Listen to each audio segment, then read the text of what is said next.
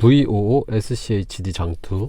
쉽지 않지만 그래도 편하게 부자되는 법입니다. 안녕하세요, 스테디 테일러입니다. 오늘은 부와 슈드와 같은 지수 추종 ETF 투자가 왜 쉽지 않은지, 그래도 이 방법이 왜 편히 부자가 되는 방법인지에 대해 한번 생각해 보는 시간을 가져보겠습니다. 글로벌 시총 탑 10 안에 드는 애플, 마이크로소프트, 아마존이나 우리나라 시총 1위 삼성전자와 같은 우량주에 장기 투자해 왔다면 역사적으로 상당한 수익을 거둘 수 있었습니다. 그러나 아무리 우량주라고 하더라도 이러한 개별 종목에 장기 투자하는 것에는 극복해야 할 한계가 있는데요. 먼저 현재는 잘 나가는 기업이지만 먼 미래에도 20년, 30년 후에도 살아남을 우량 기업인지 예측하기가 어렵다는 것입니다. 그리 오래되지 않은 2007년만 해도 엑슨모빌, GE가 글로벌 시총 1위, 2위였지만 현재 모두 탑 10 안에서 찾아보기 어렵습니다. 우리나라의 경우도 예전에 한전, 포항제철, 대우 등이 코스피 시총 최상단에 있었으나 지금은 아닙니다. 다음으로 개별 종목의 경우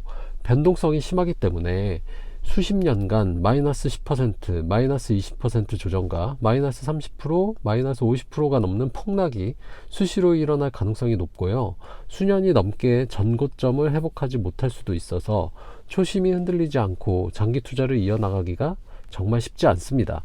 많은 개인 투자자들은 계속 우량주로 생존해 가며 성장해 나갈 기업을 발굴해내기 위해 끊임없이 조사하고 연구하지만 미래를 예측해내는 능력이 탁월한 소수를 제외하고는 성공하기 어렵습니다. 전문적인 헤지펀드와 본업을 때려치고 하루 종일 투자에만 전념하는 전업 투자자들도 예측하지 못하는 것을 일반 개미가 예측한다는 것은 정말 어려운 일이죠. 2000년대 초경 일반 개인 투자자 중 앞으로 애플이 1등으로 우뚝 서고 노키아가 역사 속에서 사라질 것이라고 예측한 사람이 얼마나 있었을까요? 닷컴 버블 시기 절대적 1위 자리에 있던 야후가 구글에게 참패를 당할 것이라고 예측한 개인 투자자가 얼마나 있을까요? 하지만 구세주가 나타납니다. 바로 ETF입니다. ETF가 등장하면서 이러한 개인 투자자들의 해소되지 않는 답답함을 상당히 해결해 줍니다. 글로벌 자산 운용사들이 알아서 잘 나가는 기업과 못 나가는 기업을 가려내어 주기적으로 리밸런싱 해주기 때문에 주식시장 전체가 붕괴하지 않는 이상 개별 종목 투자 리스크가 해소됩니다. 장기 투자 시 98%의 액티브 펀드들이 수수료를 제하고 나면 S&P 500 지수 추종 패시브 ETF보다 언더퍼폼 하였다는 사실이 조사되고 보고되면서 S&P 500 지수를 추종하는 VOO 등 지수 추종 ETF에 투자하는 것이 현재 투자 방법의 하나로 자리 잡고 있는 것 같습니다. 그런데 얼핏 보면 너무나 쉬워 보이는 부에 대한 투자이지만 사실은 결코 쉽지 않습니다. 1928년부터 94년간 S&P 500에 돈을 묻어두고 가만히 두었다면 연평균 6.07%의 주가 상승률을 반영하여 94년 동안 주가는 256배가 됩니다. 최근에는 분배금률이 1에서 2% 정도이지만 역사적으로 평균 3.72%의 배당을 줬으므로 배당까지 합치면 대략 매년 9.7% 정도의 수익률이 나옵니다. 연평균 수익률이 약 10%죠. 문제는 예적금과 달리 주식은 위험자산이기에 변동성이 존재한다는 것입니다. 해당 기간인 94년 동안 S&P 500의 MDD 전고점 대비 최대 하락폭은 무려 마이너스 86.2%입니다. 최대 기간은 무려 25년이고요. 물론 대공황 때문에 그런 것인데 2029년 9월경 고점에 물린 투자자는 1932년 7월경까지 자신의 자산의 86.2%가 날아가는 모습을 지켜보다가 2차 세계대전이 끝나고 한국의 6.25 전쟁이 끝난 이후인 1954년 9월경 전고점 회복까지 무려 25년을 하염없이 기다려야만 했습니다. 만약 극단적인 예로 운이 정말 없게도 1929년 초 30세의 첫 직장을 갖고 나름 안전하다는 S&P 500 지수에 목돈을 투자한 사람이 있다고 하면 50대 중반 은퇴 직전이 다가왔는데도 원금 회복이 안 되는 황당한 상황을 겪어야만 했습니다. 이제 대공황 같은 게 일어나겠어? 라고 말씀하시는 분들이 계실 것입니다. 그러나 미래는 알 수 없는 일이죠. 대공황만이 투자자들에게 고통을 준 것은 아니었습니다. 오일 쇼크 때인 1973년 1월경부터 1980년 7월경까지 6년 반 동안 S&P 500은 다시 전고점을 회복하지 못했습니다. 닷컴 버블이었던 2000년 3월경부터 2007년 5월경까지 7년 2개월 동안 S&P 500은 다시 전고점을 회복하지 못했습니다. 겨우 전고점을 회복하자마자 불과 두 달 후에 글로벌 금융위기가 터져서 2007년 7월경부터 2013년 3월경까지 다시 5년 8개월간 정고점을 회복하지 못하였습니다. 아주 최근에 코로나 때로 그 기간은 매우 짧았지만 마이너스 33.9%까지 하락하였다가 반등하였습니다.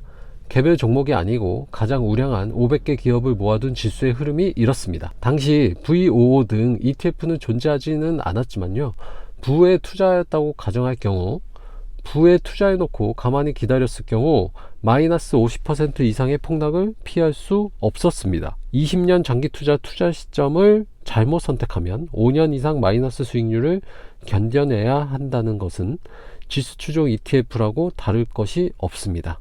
하지만 20년 이상 지수 추종 ETF를 적립식으로 투자하면 적어도 어느 시점에 시작해도 절대 손해는 보지 않았습니다. 이렇게 과거 역사를 살펴볼 때 부에 대한 투자도 험난한 길일 수 있습니다. SCHD도 V55보다 변동성이 적긴 하지만 마찬가지입니다.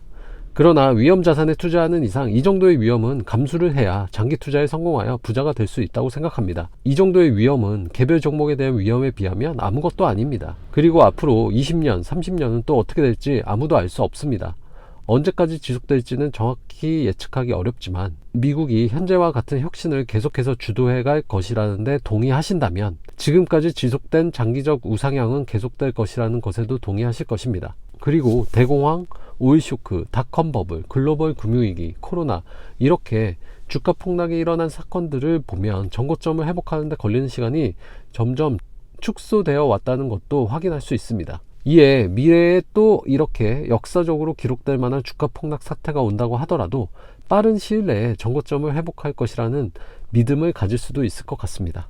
또한 적립식 투자를 이어가면 폭락이 오더라도 평단가를 낮추어가며 그 리스크를 어느 정도 해지할 수 있습니다. 폭락이 두려워 인덱스 펀드 투자를 하지 않는다? 이런 사람은 투자 자체가 생리적으로 맞지 않으므로 평생 예적금만 해야 하는 사람입니다. 노벨 경제학상 수상자인 폴 사무엘슨 교수는 존 보글의 인덱스 펀드 개발은 바퀴와 알파벳 발명만큼 가치 있다고 극찬했습니다. 존 보글은 모든 주식을 소유하라라고 말한 세계 최대 자산 운용사인 뱅가드의 설립자로 인덱스 펀드를 최초로 만든 인물이죠. 뱅가드의 V55 ETF, 찰스 슈왑의 SCHD ETF, 세상 편하게 시장 수익률을 올릴 수 있는 발명품이 있는 세상에 우리는 살고 있습니다. 이렇게 편리한 세상에 사는데도 V55 SCHD에 투자를 하지 않는 것은 바퀴와 알파벳이 발명되어 있는 세상에서 바퀴를 사용하지 않고 힘들게 짐을 끌어서 운반하고 알파벳을 사용하지 않고 상형 문자를 사용하는 것과 별반 다를 바가 없다고 생각합니다. V55 SCHD라는 문명의 이기를 현명하게 사용하시어 부자가 되셨으면 합니다. 오늘은 여기까지입니다. 여러분의 장기 투자를 응원합니다. 감사합니다. 이상 스테디테일러였습니다.